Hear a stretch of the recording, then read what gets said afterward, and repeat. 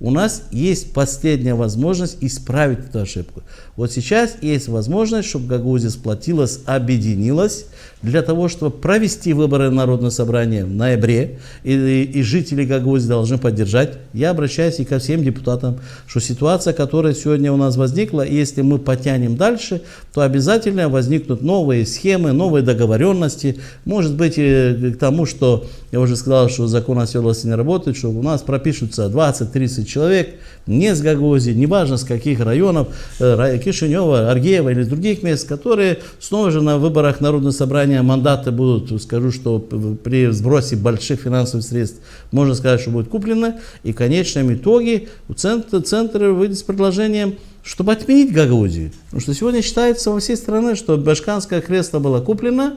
Да, ну идут разбирательства, мы не можем об этом говорить, но сегодня разговоры такие. Ну а если такое же направление пойдет, что если депутаты Народного собрания, начнут мандаты, со стороны приедут люди, которые будут и мандаты депутата Народного собрания выкупать или участвовать в этом и каким-то использовать, то Гагаузия фактически станет коррупционным регионом.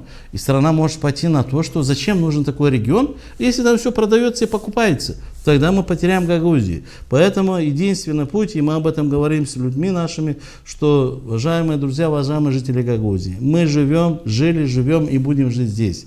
Не надо больше поддерживать тех людей, которые приходят к нам, используют, те, которые показывают нам хорошую конфету, но в дальнейшем мы видим, что все обещания, которые дают Гагаузии, неважно какая партия, мы можем назвать очень многие, никто не сдерживает, никто не выполняет свои обещания. Поэтому в дальнейшем Гагаузия должна идти по своему пути. Путь Гагаузии, путь добра, путь объединения всей нашей нации для того, чтобы решение всех вопросов.